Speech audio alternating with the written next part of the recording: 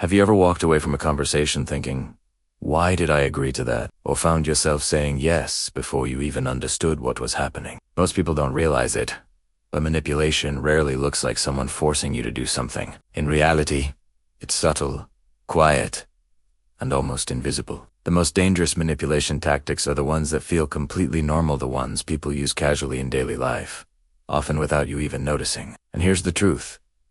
You've probably been manipulated today, this week, or at least sometime this month without realizing it. That's why this video matters. Because once you understand how these tricks work, you'll start seeing them everywhere in conversations with coworkers, in friendships, in relationships, even in advertising and social media. So, in the next few minutes, I'm going to reveal 5 psychological manipulation tactics that people secretly use on you all the time. And trust me, once you learn them, you can't unsee them. Manipulation. Isn't he always a villain?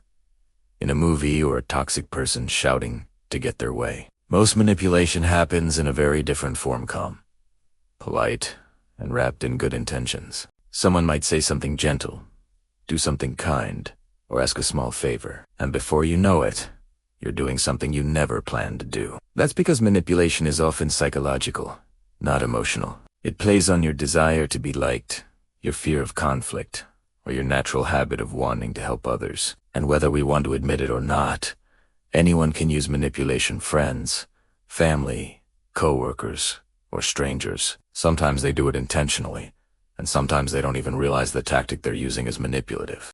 That's what makes it so dangerous. The good news is that once you understand these tactics, you get your power back. You start recognizing when a conversation is steering you somewhere you didn't choose. You start noticing when someone is shaping your decisions without your permission. And most importantly, you learn how to protect yourself. So let us break down the 5 most common manipulation tricks people use on you and what you can do to stop them. The foot in the door technique is one of the most common and effective forms of subtle manipulation people use without even realizing it. It works by getting you to agree to something small, first something so tiny and harmless that saying no would almost feel rude. Once you agree to that small request, your brain starts forming a self-image of being helpful or cooperative. And manipulators rely on this. After you've said yes the first time, they slowly escalate to a bigger request, the actual thing they wanted from you in the first place. It becomes harder to refuse because you feel committed. You think, well, I already agreed to the first part. I guess I can help a little more. This trick appears everywhere. A coworker asks if you can quickly check one document, then suddenly needs you to handle an entire project. A friend asks for a 5-minute favor that turns into an hour. Even salespeople do this online when they get you to sign up for something free before asking you to buy the premium version. The best defense is to evaluate every new request as a separate decision. Just because you said yes once doesn't mean you owe unlimited help. Guilt tripping works because it targets one of the strongest human emotions: the desire not to hurt someone else. Manipulators use guilt as a tool to make you feel responsible for their pain, disappointment, or frustration. The message is subtle but powerful. If you don't do what I want, you're a bad person, or you don't care about me. They use emotional statements like, I guess I am not important, or after everything I've done for you, to twist your natural empathy into pressure. Even small comments like, I thought you'd be there for me, can make you feel like you're refailing someone. The real danger of guilt tripping is that it creates emotional debt. You start believing you owe them something even when you don't. You may begin overgiving, apologizing for things that aren't your fault, or sacrificing your needs to keep the peace. That's exactly what manipulators count on. The best defense isn't aggression, it's clarity. Acknowledge their feelings without accepting responsibility for them. You can say, I understand you're upset, but this is my boundary. Or I'm sorry you feel that way, but I can't do that. Healthy relationships don't require guilt to function.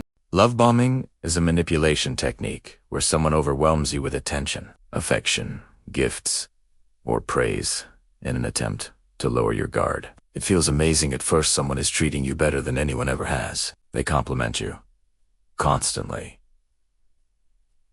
go out of their way to do things for you, message you frequently, and give you a sense of being deeply valued. But the truth is, the intensity is the point. When someone floods you with positivity right away, your brain releases chemicals that make you feel bonded to them. This creates trust before they've earned it.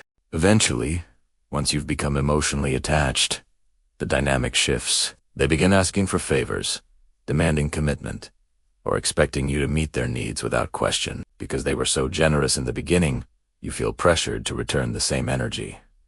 You don't want to disappoint them. You don't want to lose the affection they gave so easily. That's the trap.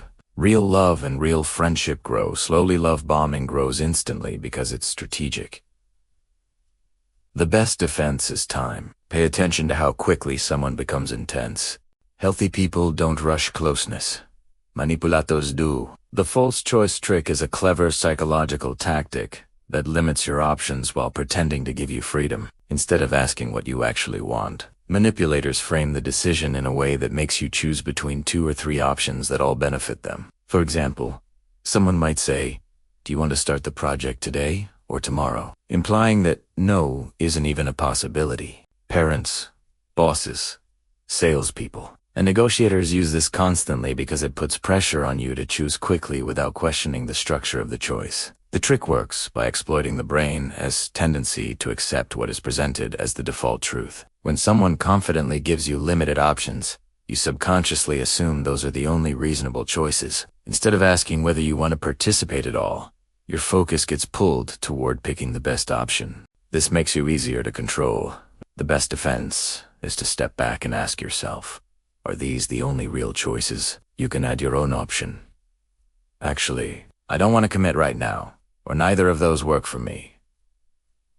Once you break the illusion, their control disappears instantly. The silent treatment is one of the most emotionally draining manipulation tricks, because it targets your need for connection and stability. When someone suddenly pulls away, stops talking, or becomes cold without explanation, your mind races to figure out what you did wrong. You start feeling anxious, guilty, or desperate to restore harmony. That's exactly the reaction manipulators are hoping for. By withdrawing affection or communication, they force you to become the one who apologizes, fixes the situation, or gives in to their demands even if you weren't at fault. The silence becomes a punishment designed to control your behavior. This tactic works so well because humans are wired to avoid social rejection. When someone important to you shuts down emotionally, it triggers fear. But the moment you chase them, the power shifts, they gain control. The healthy response is counterintuitive. Don't chase. Instead, create emotional boundaries. You can say, "I'm open to talking when you're ready, but I won't respond to silent treatment." This takes away the power of their withdrawal. True communication involves conversation, not punishment. And anyone who uses silence to control you isn't protecting the relationship, they are controlling it. As with doble rapa. Remember, this manipulation isn't always loud, dramatic, or obvious. Most of the time, it's quiet. It hides in everyday conversations, in favors that feel harmless, in compliments that come too fast, and in emotional reactions that make you question your own intentions. But now, you're no longer unaware. You've learned how these 5 common tactics work, why they're so effective, and most importantly, how to protect yourself from them. Once you recognize manipulation, something powerful happens. The spell breaks. You stop reacting automatically.